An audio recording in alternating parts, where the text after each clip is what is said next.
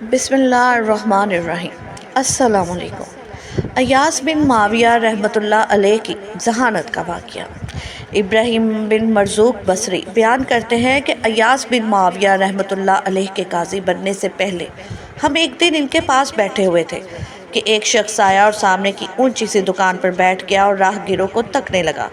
تھوڑی دیر بعد وہ اپنی جگہ سے اٹھ کر ایک راہ گیر کے پیچھے لپکا اور سامنے سے اس کا چہرہ دیکھ کر واپس آ گیا اور پھر اسی جگہ پر بیٹھ گیا جہاں پہلے بیٹھا تھا۔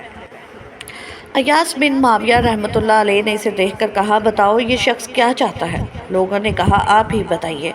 ایاس بن معاویہ رحمۃ اللہ علیہ نے فرمایا، یہ شخص بچوں کو پڑھاتا ہے اور اس کا کوئی کانا غلام گم ہو گیا ہے، یہ اس کی تلاش میں ہے۔ ابراہیم کہتے ہیں کہ اس پر ہم میں سے ایک شخص اٹھا اور اس نے جا کر اس شخص سے پوچھا، آپ کس چیز کی تلاش میں ہیں؟ اس نے کہا، میرا ایک غلام گم ہو گیا ہے۔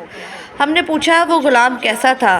اس نے غلام کے بہت سارے اوصاف بیان کیے اور آخر میں کہا کہ اس کی ایک آنکھ بھی نہیں ہے۔ ہم نے پوچھا، آپ کا مشغلہ کیا ہے؟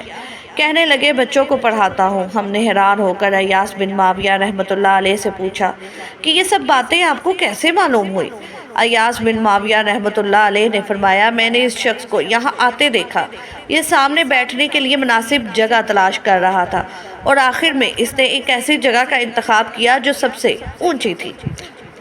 میں نے اس کو غور سے دیکھا تو وہ مجھے کوئی شاہی خاندان کا فرد معلوم نہیں ہوا۔ اس پر میں نے سوچا کہ ایسا کون ہو سکتا ہے جو بادشاہوں کی طرح بیٹھنا پسند کرتا ہو۔ سوچنے پر خیال آیا کہ یہ مزاج صرف بچوں کے معلم کا ہو سکتا ہے۔ اس سے میں یہ سمجھ گیا کہ یہ معلم ہے۔ ہم نے پوچھا، اور غلام کا قصہ آپ نے کیسے پتہ لگایا؟